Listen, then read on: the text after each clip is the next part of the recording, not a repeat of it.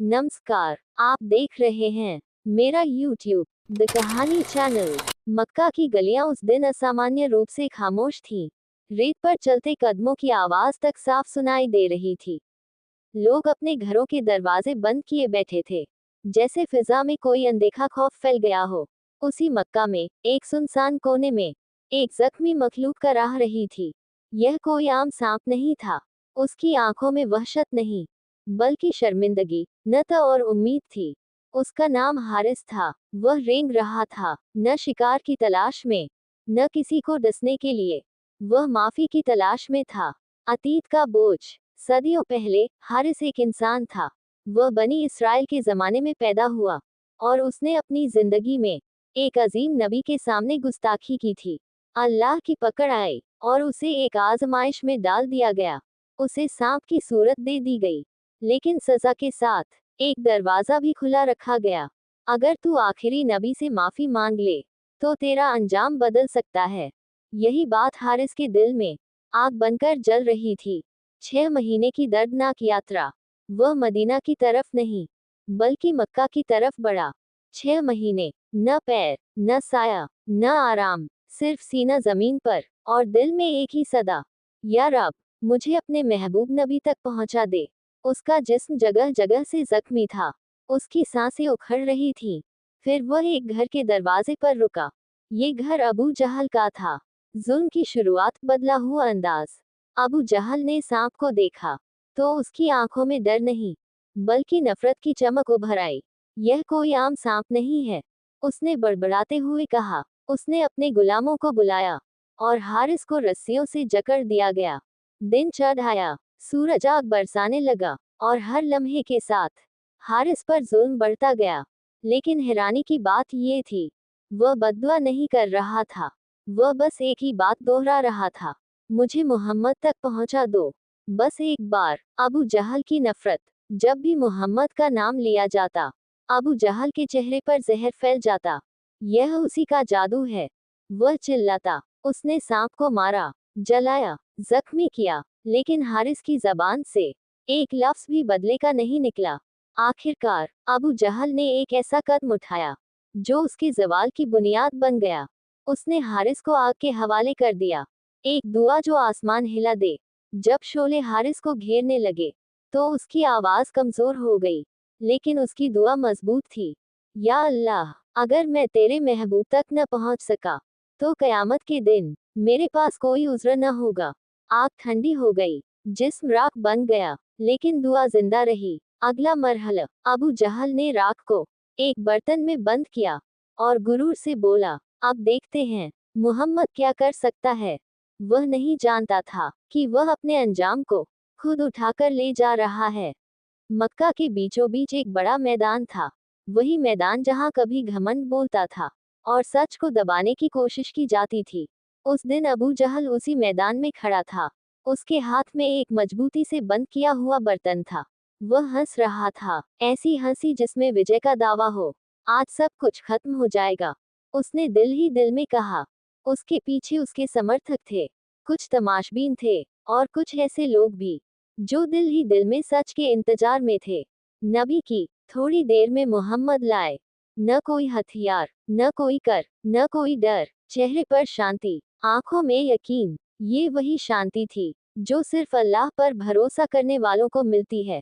लोग खामोश हो गए, फिजा जैसे ठहर गई। चुनौती, बदला हुआ संवाद।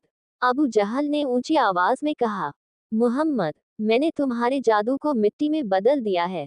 अगर तुम सच हो, तो बताओ, इस बर्तन में क्या है। लोगों की नजरें कभी बर्तन पर, कभी नबी के चेहरे पर थीं। नबी ने नरमी से फरमाया, अगर मैं बता दूं, तो क्या तुम सच स्वीकार करोगे।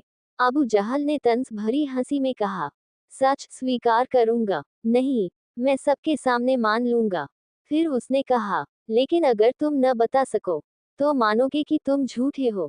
नबी ने फिर पूछा, अगर मैं न बताऊं, और इस बर्तन के अंदर जो है वह खुद बोल उठे तो। लोग एक दूसरे का चेहरा देखने लगे। अबू जहल हंसा, बोले, राख बोलेगी। हाँ, अगर बोली तो मैं तुरंत मान लूंगा। उसने हाथ उठाकर कहा, सब लोग गवाह रहना, आकाश का फैसला। नबी ने नजरें आकाश की तरफ उठाई। यह कोई लंबी दुआ नहीं थी, ये यकीन का लम्हा था। उसी वक्त अल्लाह का हुक्म आया, को मेरे महबूब ने इशारा किया है, जो राख है उसे जिंदगी दे दो।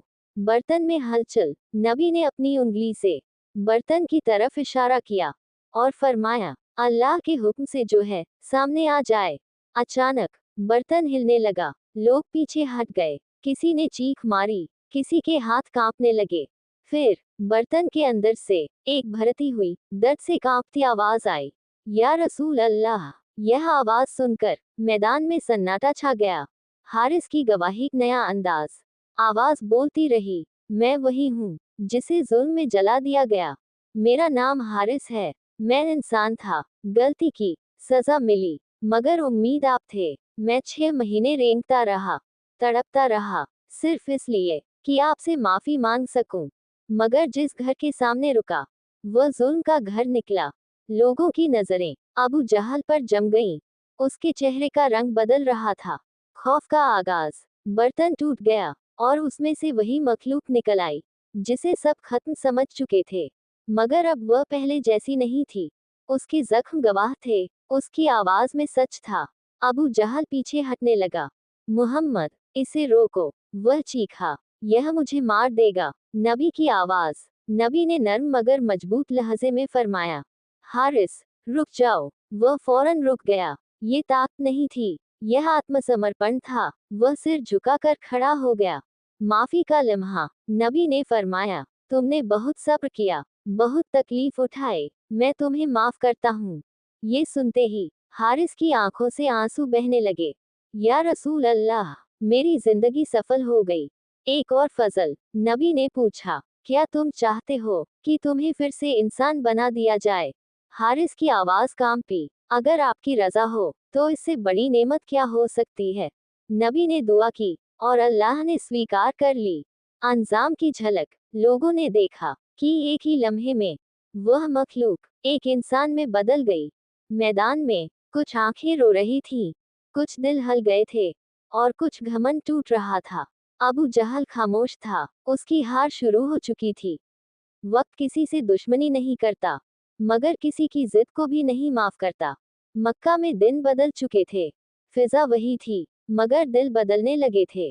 जो कल तक मोहम्मद का नाम सुनकर हंसते थे, आज खामोश होकर सोचने लगे थे।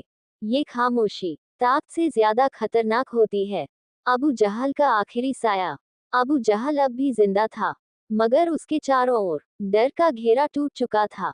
लोग अब उसके सामने सिर नहीं झुकाते थे, बस नजरें चुराते थे। यह नजरें चुराना ताकत के खत्म होने की पहली निशानी होती है। वह अक्सर अकेला बैठा रहता और अपने आप से बातें करता, मैं गलत नहीं हो सकता, मैं मक्का का सरदार हूँ। मगर दिल के किसी कोने में एक सवाल अब भी जिंदा था, अगर वह सच पर हो तो? सच का बोझ, सच का बोझ झूठ से कहीं ज्यादा भारी होता है। प्यारे दोस्तों, अगर इस कहानी ने आपके दिल को छू लिया हो, तो वीडियो को लाइक करें, चैनल को सब्सक्राइब करें और इस संदेश को दूसरों तक पहुंचाएं। फिर मुलाकात होगी एक नई सच्ची कहानी के साथ। अल्लाह हाफिज।